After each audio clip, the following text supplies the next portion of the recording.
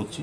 তো আমরা সম্প্রতি যে সভা আমাদের মিটিং হয়েছে তখন কিছু জায়গাকে আমরা পার্কিং জোন হিসেবে চিন্তা ভাবনা করেছি যে এই জায়গাগুলি যদি আমরা পেয়ে যাই তবে ওই জায়গার স্থিতি অবস্থা অক্ষুণ্ণ রাখে। যেমন নেতাজি স্কুলের বিষয়টা এসেছিল, এখানে বলা হয়েছে এখানে বিভিন্ন আন্দোলন করা হচ্ছে, অনেকে ব্যানার নিয়ে বেরিয়ে গেছেন সুযোগ মতো করে আমাদের সরকার এবং আমাদের পৌর নিগমকে মেলাইন করার জন্য উদ্দেশ্য নিয়ে। আবার অনেকে কিন্তু ভালো উদ্দেশ্যে যারা এই স্কুলকে ভালোবাসেন, যারা স্কুলে পড়াশোনা করেছেন বা স্কুলকে চিন্তা ভাবনা করেন বা সামগ্রিক শিক্ষা ব্যবস্থা যাতে সুন্দর থাকে, প্রতিষ্ঠানগুলি ভালো থাকে, সেদিকে অনেকের শুভবুদ্ধি সম্পন্ন মানুষও আছেন, তারাও কিন্তু উদ্বেগ প্রকাশ করেছেন। হয়তো সবটা বিষয়টা এতটা গভীরে না গিয়ে এটাকে ধন্যবাদ জানাই।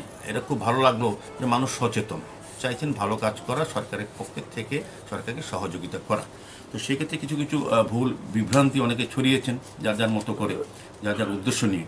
তো আমি বলবো যে নেতাজি স্কুলের মাঠ নিয়ে আমাদের ভাবনা, এখানে আলোচনা অনেক জায়গা পার্কিং জোনের জন্য শুধু নেতাজি স্কুল মাঠ নয়, অনেক জায়গা তৈরি করা হচ্ছে, কারণ আমাদের নির্দিষ্ট কোনো পার্কিং জোন ছিল না। এখানে মল, সিনেমা মল, অনেকগুলি অনেক ব্যবসায়িক প্রতিষ্ঠান হয়েছে, কিন্তু পার্কিংয়ের ব্যবস্থা মতো করা হয়নি। আগে যারা পৌর নিগমের দায়িত্ব ছিলেন, যারা সিপিএম পরিচালিত বামফ্রন্টের সরকার ছিলেন, তারা কিন্তু ওই দিকটা লক্ষ্য করেনি। আমাদের সরকার আসার পর আমাদের মুখ্যমন্ত্রী চেষ্টা করছেন শহরকে সুন্দর পরিচ্ছন্ন রাখা, যানজট মুক্ত রাখার ক্ষেত্রে বিভিন্ন নির্দিষ্ট পার্মানেন্ট প্ল্যানিংয়ের মাধ্যমে কাজ করার চেষ্টা করছে আমাদের পৌর নিগম। সে হিসেবে কিছু স্থানকে আমরা নির্দিষ্ট করেছিলাম আলোচনার জন্য। তো নেতাজি স্কুল মাঠটাকে আমরা আমাদের যারা সেদিনে সবাই মিটিংয়ে ছিলেন আধিকারিকরা, তারা চিন্তা ভাবনা বিকল্প হিসাবে অনেকগুলি জায়গা, আগরতলা শহরে শুধু নেতাজি স্কুল মাঠ নয়, অনেকগুলি জায়গাকে আমরা চিন্তা ভাবনা করেছি যেগুলি করা যাবে কি না। সেই আলোচনার মধ্যে নেতাজি স্কুল মাঠটা ছিল। এই মাঠটাকে যদি আন্ডারগ্রাউন্ড পার্কিং জোন করা হয়, ওপরে মাঠটা যেটা আছে তার থেকে ভালো করে একদম সুন্দরভাবে মাঠটা তৈরি করা, যাতে সবসময় নেতাজি স্কুল যেই কাজে মাঠটা ব্যবহার করা বা এলাকার লোকের যারা ক্রীড়ার সঙ্গে যুক্ত আছে, বিভিন্ন প্রোগ্রামের সঙ্গে যুক্ত, তারা যাতে মাঠটা ব্যবহার করতে পারে এবং আগের অবস্থায়, কোনোটাই আগের অবস্থা বর্তমান অবস্থাকে নষ্ট করে নতুন কিছু করার না, নতুন যখন হয় তখন বরং পূর্ব অবস্থাকে আরও সুন্দর আধুনিক করা হয়। সেক্ষেত্রে আপনারা দেখবেন আমাদের রাজ্যে আমাদের বিজেপি সরকার আসার পর সমস্ত শিক্ষা, স্বাস্থ্য, কৃষি, পর্যটন বা সমস্ত দিক থেকে যেগুলি বিষয় আছে সেগুলি যেমন উন্নতির পাশাপাশি ক্রীড়ার উপরে বেশি জোর দিয়েছেন আমাদের সরকার। আমাদের দেখবেন এই রাজ্যে বিভিন্ন মাঠগুলি যেগুলি পরিত্যক্ত ছিল যে সাব ডিভিশন ডিস্ট্রিক্টে, সেগুলি স্টেডিয়াম মাঠগুলিকে তৈরি করা, খেলা উপযোগী করা, স্টেডিয়াম করা, বিভিন্ন সাব ডিভিশন ডিস্ট্রিক্টে স্টেডিয়াম হচ্ছে এখন। এবং পাশাপাশি আপনি দেখবেন সিনথেটিক টার্ফ করা হচ্ছে আগরতলা শহর সহ বিভিন্ন জায়গা, বিভিন্ন সাব ডিস্ট্রিক্টে কিন্তু এখন মাঠগুলিকে উপযুক্ত করা হচ্ছে। মানে আমাদের সরকারি দৃষ্টিভঙ্গি হচ্ছে খেলার মাঠ যাদের জন্য সেগুলি আর সুন্দর করা, আধুনিক করা, এবং যাতে প্রতিভাগুলি, গ্রামের প্রতিভাগুলি সুন্দরভাবে সুযোগ পেয়ে শহর হয়ে, রাজ্য হয়ে, যাতে আমাদের দেশীয় আন্তর্জাতিক পর্যায়েও তাদের যাতে সুনাম অর্জন করতে পারে। সেক্ষেত্রে প্রতিভাগুলি বিকাশের ক্ষেত্রে আমাদের এবং স্কুলে যাতে যারা পড়াশোনা করে ছাত্রছাত্রীরা তাদের যাতে শারীরিক শৈলী বিকাশের ক্ষেত্রে, সুস্থ রাখার ক্ষেত্রে, এবং আমাদের রাজ্যের মাননীয় মুখ্যমন্ত্রী প্রফেসর ডক্টর মানিক সাহা নীতিশ সরকারের যে আমাদের নেশামুক্ত ত্রিপুরা গঠনে যে আমরা ডাক দিয়েছি, এই আন্দোলনের সঙ্গে আমরা যারা জড়িত আছি, আমরা চাইছি যত বেশি সংখ্যক যুব সম্প্রদায়কে, যুব সমাজকে সাংস্কৃতিক এবং ক্রীড়া অঙ্গনে তাদেরকে আবদ্ধ করা, তাদেরকে মাঠমুখী করা। কাজে মাঠগুলি সংরক্ষণের দায়িত্ব আমাদের সরকার নিয়েছে, এটা আগে সরকার করেননি। আগে যারা দায়িত্ব ছিলেন সিপিএম সরকার, তারা চিন্তা ভাবনা করেননি।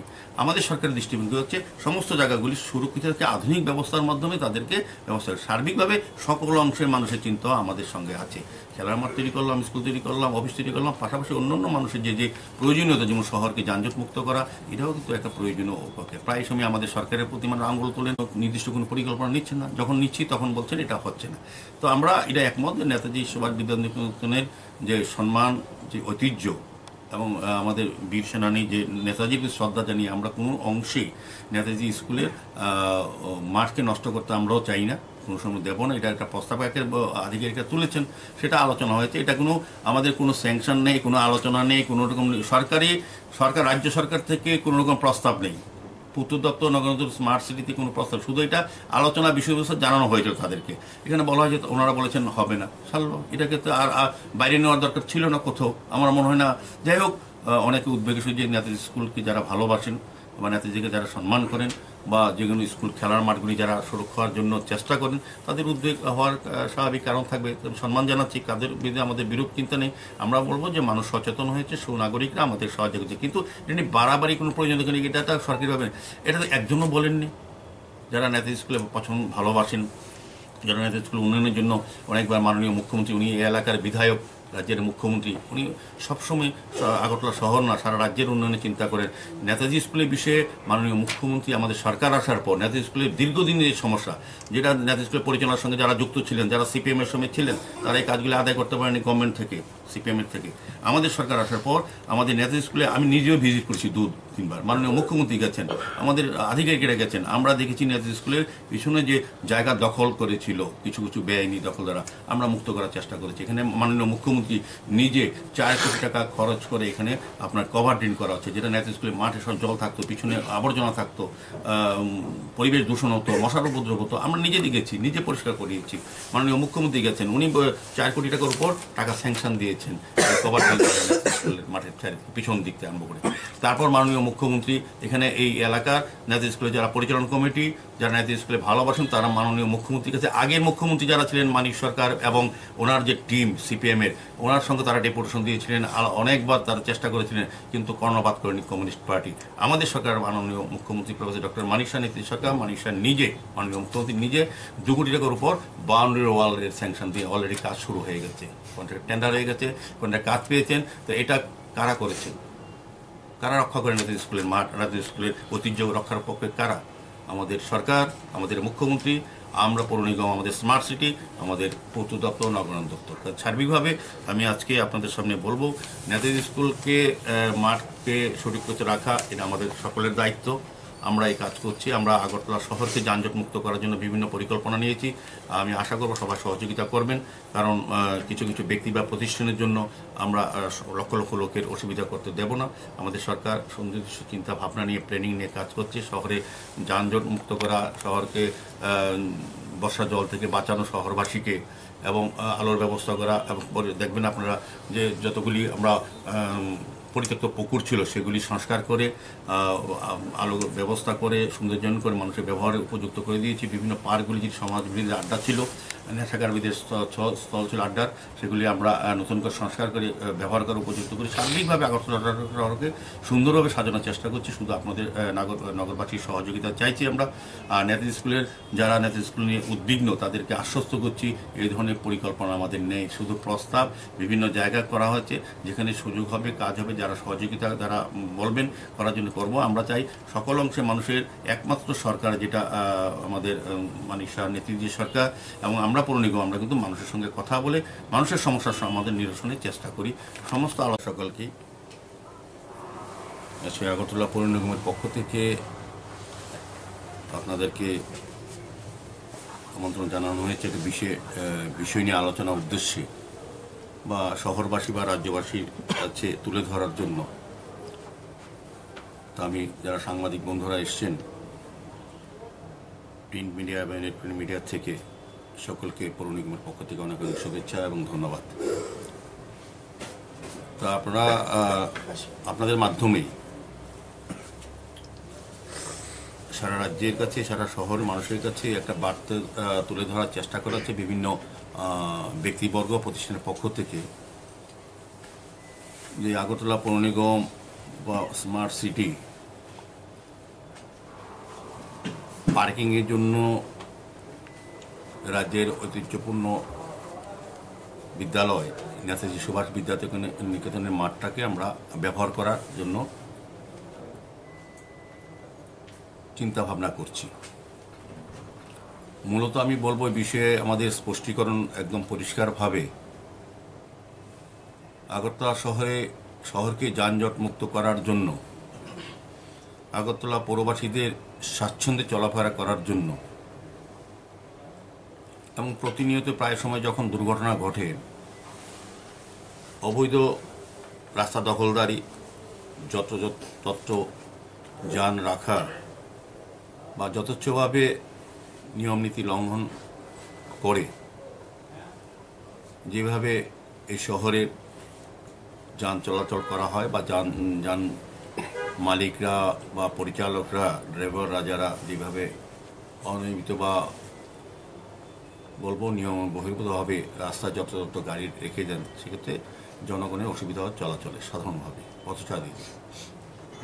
সেটাকে সামনে রেখে আগরতলা পৌর নিগম, আমাদের সরকার 2018 সরকার বিজেপি নেতৃত্ব হওয়ার পর সারা রাজ্যের সঙ্গে সারা শহরকে সুন্দর পরিচ্ছন্ন রাখা, যানজট মুক্ত করা, কাজে আমাদের সরকার শুরু করেছিল। তারপর পরবর্তী সময় আগরতলা শহরবাসীর আশীর্বাদে আমাদের আগরতলা পৌর নিগম বিজেপির নেতৃত্বে 2021 সালে 8ই ডিসেম্বর থেকে আমরা কাজ শুরু করি শহরের সমস্ত সমস্যা সমাধানের জন্য বা আমাদের যে মৌলিক চাহিদা আছে সেগুলি সম্পূর্ণ করার জন্য বা নতুন করে আগরতলাকে সাজানোর জন্য আমরা কাজ শুরু করেছি। তো আমাদের উপলব্ধি এবং অনুধাবন আমরা লক্ষ্য করেছি যে শহরে একটা বিশাল সমস্যা হচ্ছে যানজট।